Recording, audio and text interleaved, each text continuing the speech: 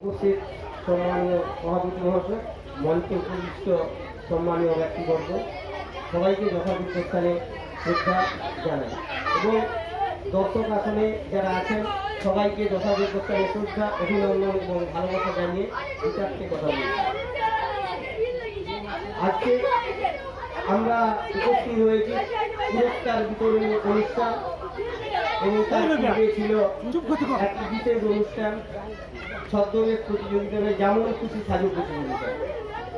এই যেমন খুশি সাজো প্রতিযোগিতায় অনেকে অংশগ্রহণ করেছে। এতে দেখা গেছে কিছু পেশাদারী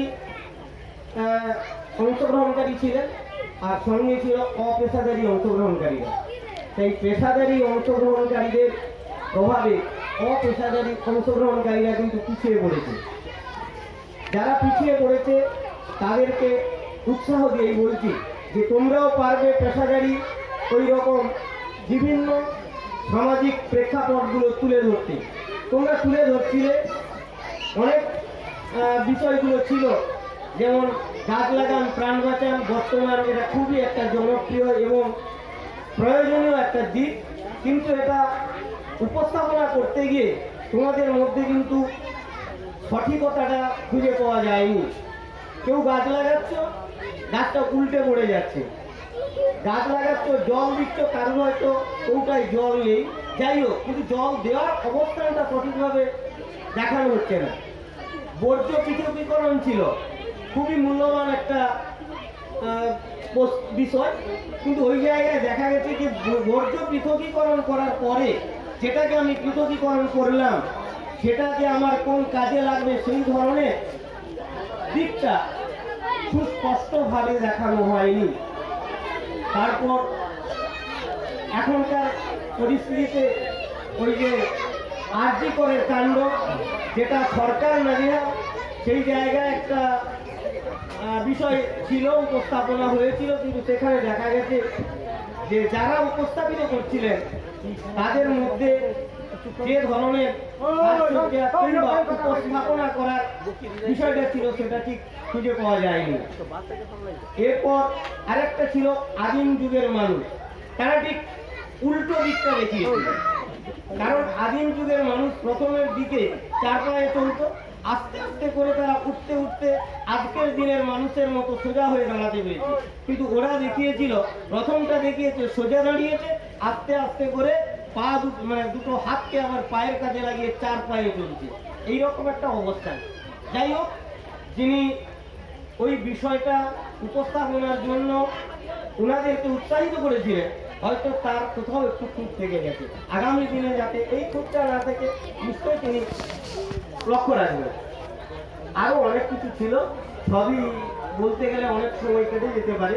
তবে আমরা যে বিষয়গুলোকে 1, 2, 3, 4, 5-এর মধ্যে এনেছি, হয়তো দর্শকদের চোখে আমরা সঠিকভাবে আসতে নাও পারি, তবে আমরা আমাদের বিচারে সেগুলোকে এই জায়গায় এনেছি।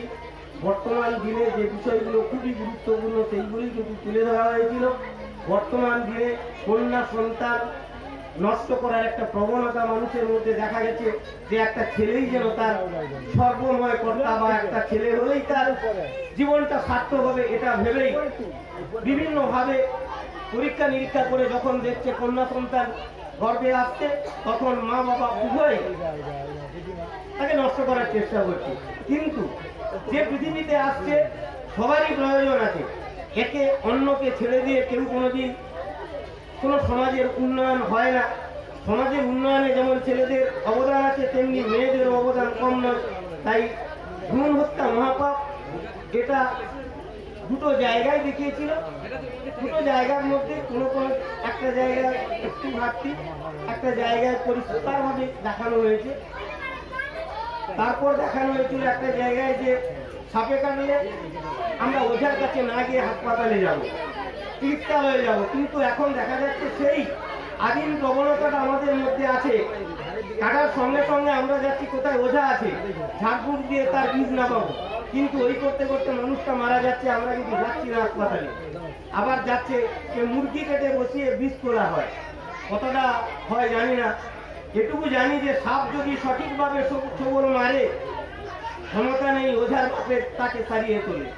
যাই হোক, আর বেশি কিছু না বলে রয়্যাল বেঙ্গল টাইগার ক্লাবের সকল সদস্যদের আবার অভিনন্দন জানাই এই রকম অনুষ্ঠান করার জন্য।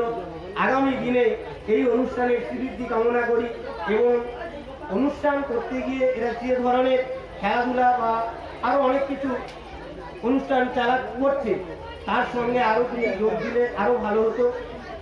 আবৃত্তি প্রতিযোগিতা বা এখন উঠে যাচ্ছে যে বিতর্কের বিষয়, একটা বিতর্ক সভা আগে হতো, একটা বিষয়কে তুলে ধরে দুপক্ষ যুক্তি দিয়ে দেখাতো যে কোন বিষয়টা সঠিক। সেগুলো এখন সমাজ থেকে উঠে গেছে, প্রায় হয়ই না। আলোচনা চক্র থাকতো একটা বিষয়কে নিয়ে, সেগুলো চলে যাচ্ছে। তাই যেহেতু এরা আস্তে আস্তে করে ভালো জিনিসগুলোকে আনছে, এদেরকে বলবো এই ধরনের অনুষ্ঠান করে সমাজের মানুষের মধ্যে যাতে বিচার বিবেচনার শক্তি ফিরিয়ে আনতে পারে, সেই কথা বলে সবাইকে আবার শ্রদ্ধা, অভিনন্দন, ভালোবাসা জানিয়ে আমি আমার ছোট কথা এখানেই শেষ করছি। অসংখ্য ধন্যবাদ জানাই লক্ষণ বাবু মহাশয়কে। আমরাও চেয়েছিলাম এবারে আবৃত্তি করতে, কিন্তু আপনারা